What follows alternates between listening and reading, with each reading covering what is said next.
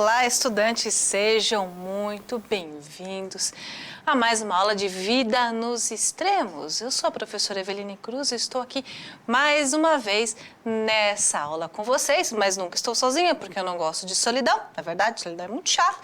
E eu tenho aqui os intérpretes de Libras para me ajudar nessa comunicação com vocês, né? E hoje eu tenho a Amanda e o Felipe aqui nessa ajuda. Obrigada! Eu vou aproveitar neste momento de apresentações e vou fazer minha autodescrição, tá?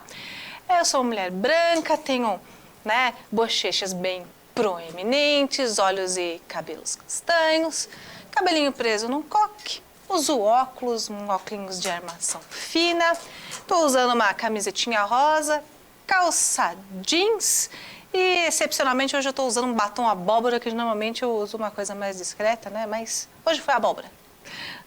E quero aproveitar para dar um recadinho para vocês, muito joia.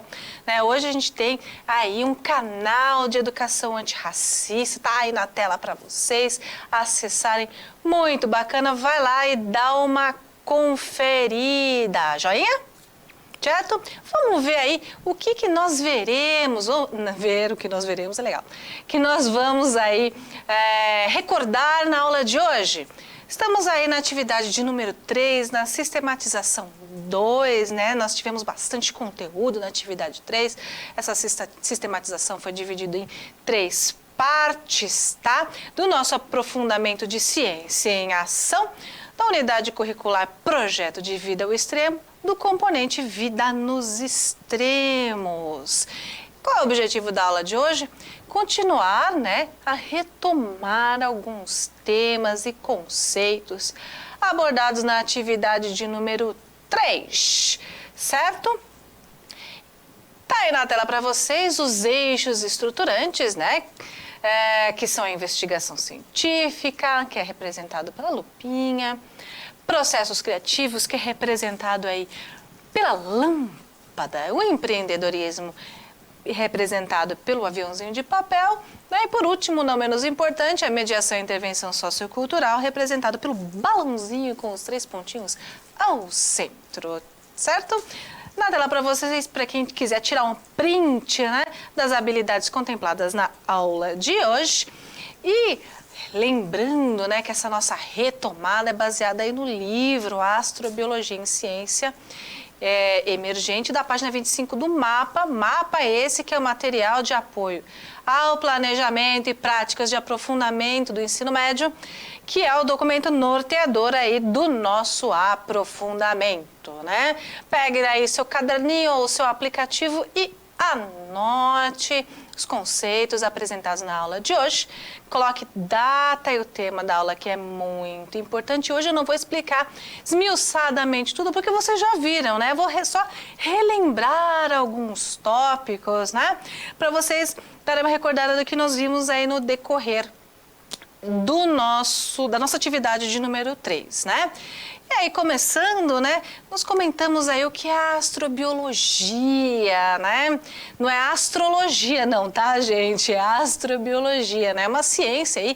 que estuda a evolução da vida na Terra, Esses estudos aí utilizam a anatomia comparada, comparativa e a paleontologia e biologia molecular, essas 3 ciências aí, para entender como esses organismos, como os organismos evoluíram no planeta Terra e se tem alguma influência externa e se existem organismos aí vivendo em algum outro lugar do universo, Nós também, estuda também, o ancestral em comum, o ancestral primordial, o LUCA, que seria, tentamos chegar aí ao primeiro ancestral dos organismos vivos, Seria um coacervado, seria uma bactéria, Existem algumas teorias evolutivas que eu já comentei aqui em sala de aula, que vocês já viram aí no ensino médio, no ensino fundamental 2.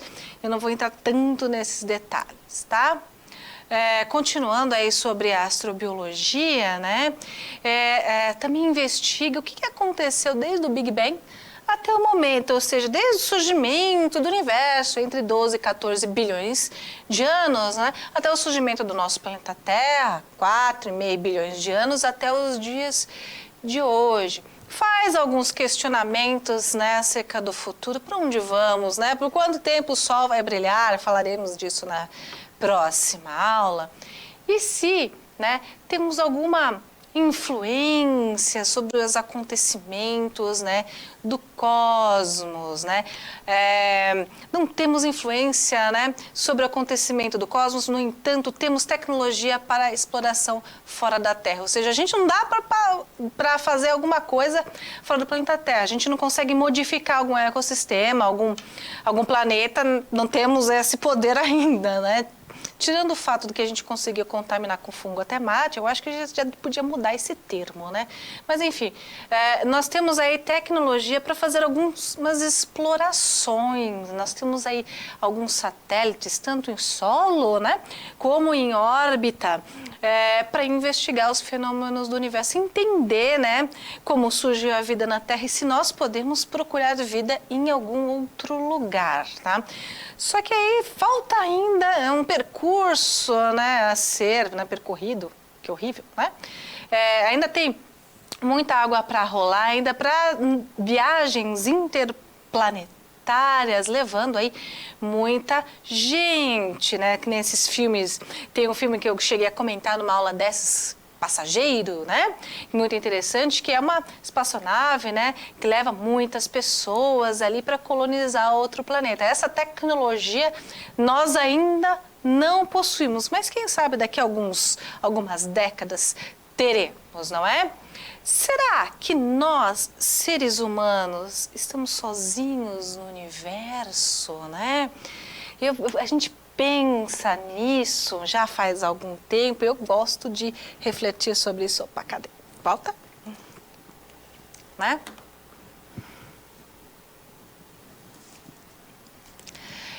Eu gosto de pensar nisso porque muitas vezes quando a gente pensa, estamos nós sozinhos no universo, a gente pensa em um ser extraterreno, né, evoluído, que interage, que viaja galáxias, né? Mas hoje em dia, quando a gente está falando de vida fora da Terra, nós estamos procurando organismos um pouco mais simples, né? Colônias de bactérias, de fungos, por exemplo, né? Como eu comentei, a gente achou, né, em algum momento que havíamos descoberto, né, bactérias, né, e fungos principalmente em Marte, né? Houve até uma expectativa, nossa, né, a sonda encontrou fungos em Marte, mas quando a gente manda uma sonda para algum lugar, essa sonda ela tem que estar esterilizada, né, descontaminada, e não foi isso que aconteceu. Por algum motivo, um pequeno esporo de fungo viajou, sobreviveu, né, ao vácuo e contaminou Marte. Não é nada comparado ao que a gente fez com a Lua, né? Que os astronautas chegaram, né, a enterrar dejetos ali, deixando os dejetos para trás no nosso pequeno e importante satélite, tá? Então, se enterrar dejeto, o que vai junto com o dejeto? Pensem. Avanços e descobertas científicas, né, na química e na física são muito importantes para a gente encontrar vida, né? Vai aparecer na tela para vocês aí. A biologia é a mesma em todo o universo. O que quer dizer isso? A biologia é a mesma em todo o universo, ou seja, se existir um organismo em outro lugar do mundo, ele é parecido com os organismos que vivem aqui na Terra, né? É muito provável que não, né? A gente acaba procurando vida de acordo com a referência que a gente tem. Vida ou compostos, organismos que têm carbono, água, nitrogênio em sua composição. Mas se um outro planeta tem um outro tipo de estrela que reflete ondas eletromagnéticas num comprimento diferente da que nosso Sol reflete na gente, então provavelmente a biologia desse outro organismo, se houver plantas, enfim, provavelmente é diferente da nossa, né? Aqui, zona habitável que eu queria chegar. Eu gosto desse gráfico, né? Nós estamos aí num local privilegiado na nossa estrela. A nossa estrela, o Sol, ele não é tão grande nem tão pequeno, né? Nós não estamos nem muito perto que não frita, né, como no caso de Vênus e Mercúrio, né, muito que as ondas eletromagnéticas não incidem, né, com tanta eficácia, né, com tanta intensidade, na realidade, a palavra, e nem longe demais, no frio do espaço, sabe? Longe demais, que no caso, vamos supor, de Júpiter, né, que se bem que Júpiter é um planeta gasoso, e Marte, que também está longe. Marte é bem friozinho. Nós estamos numa zona perfeita para a vida, certo? E isso não é fácil de se encontrar. Nós somos privilegiados. E além do mais, né, Júpiter, né, o gigante Júpiter, ele acaba atraindo boa parte das chuvas de meteoros, né, por causa da sua gravidade e do seu tamanho, né, que poderiam, porventura, atingir o nosso planeta, o Fá, né? Nós temos um amiguinho aí. E aí tá na imagem para vocês a imagem de um radiotelescópio, né, que vasculha aí o universo atrás de informações e, quem sabe, algum contato. Tá? E aí, na tela para vocês, um grande orgulho, em 1978, né, os primeiros astronautas afro-americanos, né, integrarem a equipe ali, que são o Ronald McNair e o Guion Bluford. Espero ter pronunciado corretamente o nome aí desses renomados senhores, né, hoje em dia devem ser senhores, né.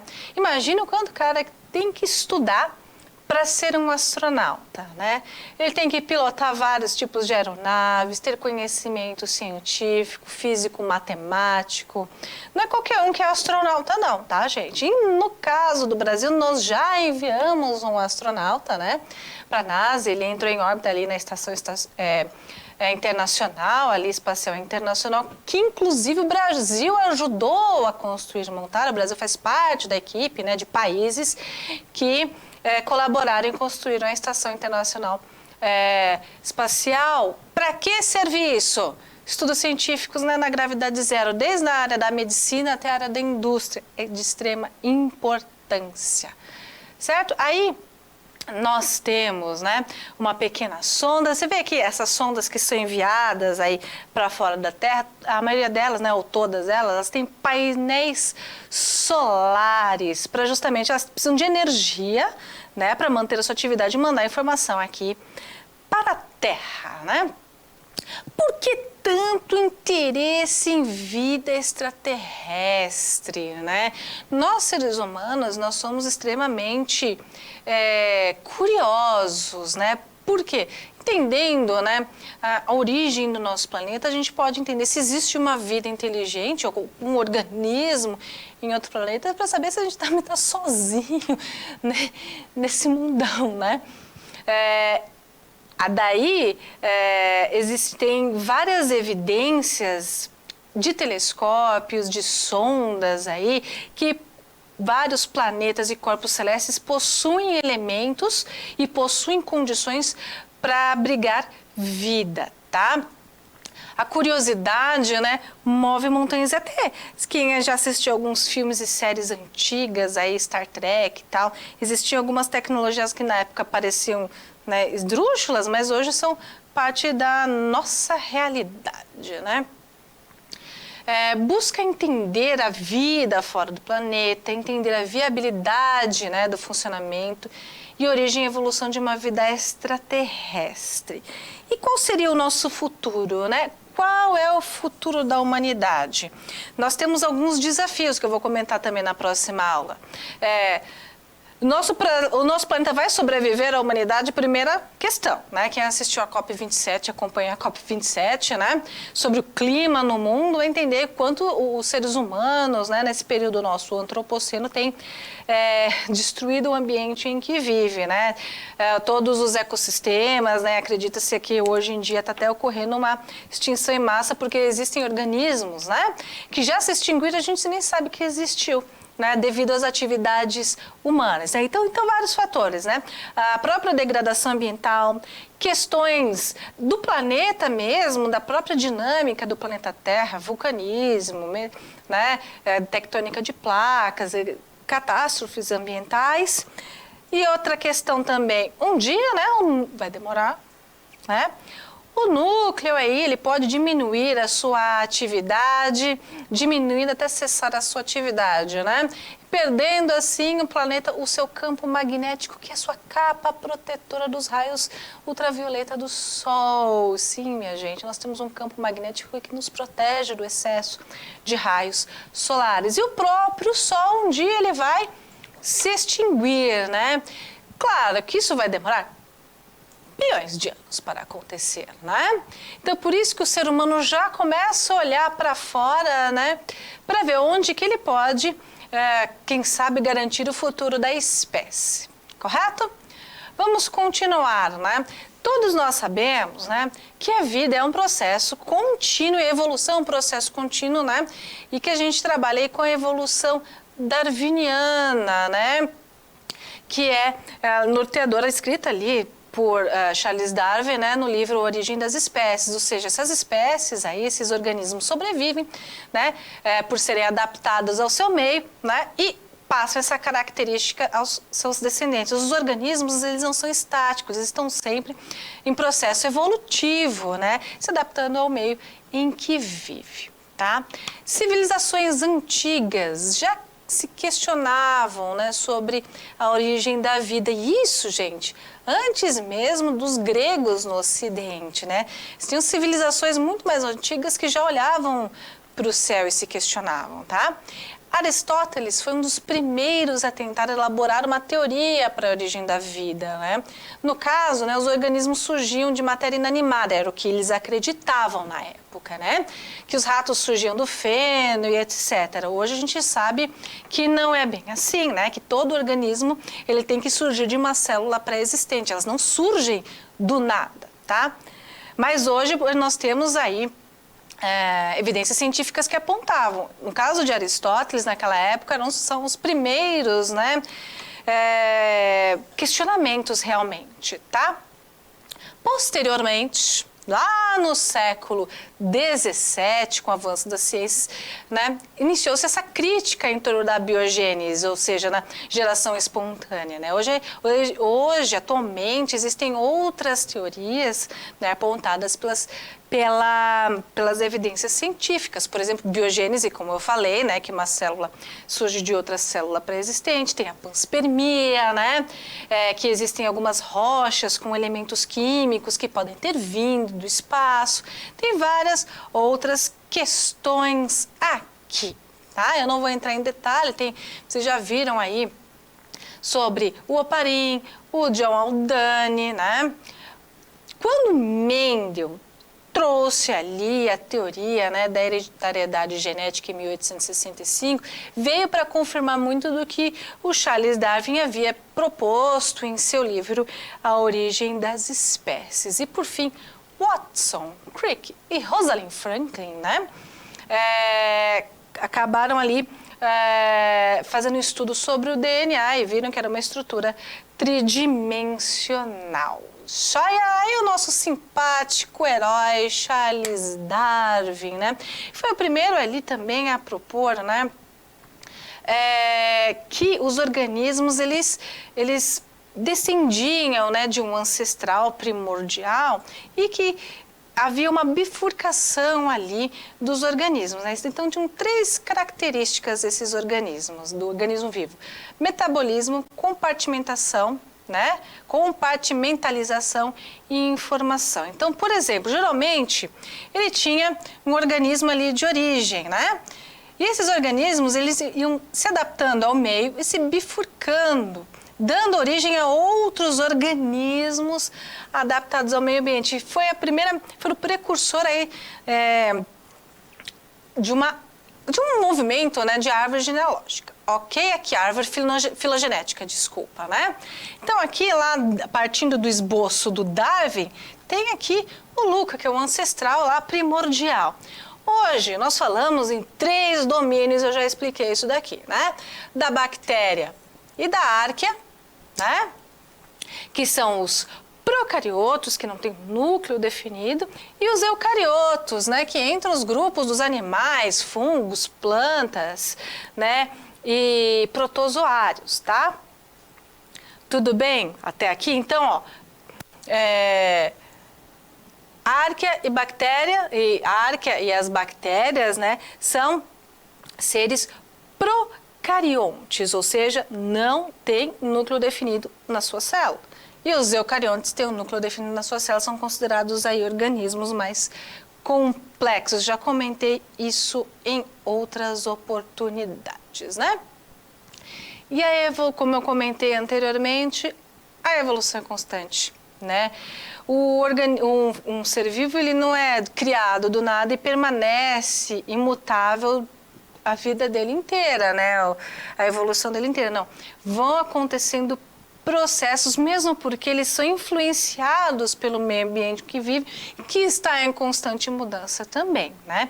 Então a prole, né, os filhotes, vamos dizer assim, desses organismos herdam as características dele e passam a seus descendentes, né? Os que sobrevivem, correto? Partindo pela seguinte questão aqui, onde nós vivemos e habitamos o nosso amado planeta Terra? Nós estamos localizados, a maior parte dos organismos, aqui na troposfera. Tá? Quanto mais vou subindo, mais rarefeito, né? Vão ficando o ambiente, né? Até chegar lá à estratosfera, tal. Então, nós habitamos aqui, onde tem a maior concentração de oxigênio. Tá? Aqui está concentrada toda a vida. Corretíssimo? Quem já andou de avião vai entender a questão, porque quanto mais alto você vai de um ambiente, eu já comentei isso quando eu falei do Everest, né? Menor a pressão atmosférica, né? Então, mais rarefeito é o ar, tem menor disponibilidade de oxigênio. Quanto mais próximo ao nível do mar, maior a pressão atmosférica e maior a disponibilidade de oxigênio, correto? Fotossíntese, atenção para esta parte, né? A fotossíntese, o processo de fotossíntese foi primordial para o boom de vida desse planeta, né? Porque há cerca de 3,5 bilhão de anos surgiram os primeiros organismos no planeta Terra, né? Eles eram muito simples, provavelmente unicelulares, né? Que a Terra naquela época, né, é muito diferente do que tem hoje, né? Existiam só grandes oceanos, partes rochosas, a atmosfera composta por gás, metano e enxofre não tinha o oxigênio na atmosfera, tá? Então esses primeiros organismos aí que a gente chama de extremófilos, né, eles tinham que sobreviver nesse local. E com o passar dos milhões de anos, surgiram o quê? Bactérias fotossintetizantes. Então, para ela sobreviver, produzir o próprio organismo, ela captava ali gás carbônico do ambiente, fazia o processo de fotossíntese e mandava oxigênio para o mar. Então, essas bactérias foram formando, lembra? As colônias de estromatólitos, e assim foi por muitos e muitos milhões de anos, produzindo oxigênio lá no fundo do oceano, né? E povoando ali, enchendo o oceano de oxigênio, até que esse oxigênio começou a extravasar o mar, lembra? Né? Para formar ali a atmosfera, lembra do slide anterior? Então foram muitos milhões de anos. Então, quando não se formou a camada de ozônio, não foi possível a colonização do ambiente terrestre. Então foram muitos milhões de anos, só isso, só estromatólitos, só bactérias e mais nada, tá? Então, esse processo de fotossíntese, né, produzido por seres autotróficos, possibilitou o surgimento de seres heterotróficos, né? Aí, para quem não se lembra do processo da fotossíntese, está na tela para vocês, uma figurinha bem simples, né? A plantinha utiliza ali a energia, a luz solar, né? Capta dióxido de carbono, usa nutrientes e água do solo e libera ali nesse processo umidade e oxigênio para a atmosfera, né? Que foi a fotossíntese importante, pois foi vital para a formação da atmosfera e viabilidade da vida terrestre. Sem esse processo de fotossíntese, lembrando, não haveria camada de ozônio e não haveria colonização do ambiente terrestre, pois os raios ultravioletas eram intensos, né? E a camada aí de ozônio funciona como um filtro solar. Ok? Tudo bem até aqui? Respira que ainda não acabou, tá? É só uma revisãozinha básica. Eu vou deixar esse conteúdo aí, esses slides disponível para vocês aí no repositório. Estudo isso aí, eu já falei em aulas passadas, só estou recordando um pouquinho, né? Na tela para vocês, vamos falar um pouquinho sobre os extremófilos, né? Alguns organismos têm como principal característica, né, a capacidade de se desenvolver em condições extremas ou fatais para a maioria dos seres vivos. A gente chama esses animais, esses seres vivos, como extremófilos, né? Só que a gente pensa extremófilo pela nossa visão, né? De ser humano, né, essa nossa forma antropocênica de enxergar os outros organismos, porque muitas vezes, né, para uma bactéria que vive numa salina, né, que vive numa fonte hidrotermal, para ele aquilo ali é um spa, tá tranquilo, lá tá vivendo aquela aguinha a 200 graus centígrados, para a gente frita, mas para aquela bactéria que está adaptada àquele ambiente, é interessantíssimo, porque esse ambiente dessa bactéria extremófila pode muito bem simular o ambiente dos primórdios do desenvolvimento do planeta Terra, ou até mesmo uma realidade em um outro planeta, né? Em um exoplaneta, certo? Continuando aí na tela para vocês, é interessante a gente estudar esses organismos, né, sob a perspectiva de extremófilos, para ver em que condições a vida é possível, certo? Há cerca de 3 bilhões de anos a vida surgiu e se desenvolveu, mas lembra que eu falei? Foi mais de bilhão de anos ali, só bactéria, só estromatólito produzindo oxigênio, tá? E o estudo de ambientes extremos pode nos mostrar, como eu já comentei, como a vida se iniciou. Ali uma fonte hidrotermal simpática do Parque Nacional de Yellowstone, né? A casa do Zé Colmeia. Sou louca para conhecer isso daí. Lembrando que Yellowstone, né, é um grande vulcão, né, que tem ali nos Estados Unidos. É um parque, é o primeiro parque nacional, né? E é visitado aí por muitos turistas anualmente. Correto? Vamos lá. Quais são as estratégias de sobrevivência, né, desses organismos, né? Porque eles vivem em atividades vulcânicas como geysers, fontes termais, né? Então esses animais aí esses organismos, desculpa, são extremamente adaptados, né? Esses organismos habitando vulcões e participando do ciclo do metano, podemos relacionar isso com uma possível vida em Marte. Então, estudando esses organismos, a gente entende como a vida iniciou e, de novo, como ela pode se estabelecer em um outro local, né? Olha só, que bonitinhas são essas bactérias termofílicas, ou seja, elas se sentem muito bem em ambientes extremamente quentes. Certinho, né? Em contrapartida, existem organismos que vivem em baixíssimas temperaturas, né? Como lá no permafrost. Permafrost é uma região extremamente fria no norte do nosso planeta que está permanentemente congelada aí no hemisfério norte, o permafrost. O problema é o seguinte, né? Que muitos organismos que estão aí guardadinhos há milênios, bactérias, fungos, né? Estão ali quietinhos com o derretimento das calotas polares. Eles podem, né, atingir a atmosfera, se libertarem e se tiver um vetor ali, um outro organismo que possa transportá-lo, isso pode ser uma chave aí para uma outra doença, uma outra pandemia, que também pode ser tema para outra aula, porque essa daqui já se foi, tá? Espero que vocês tenham gostado dessa pequena retomada, tá? Vejo vocês aí na próxima aula, agradeço muito a atenção de todos, muito obrigada, tchau, tchau, pessoal.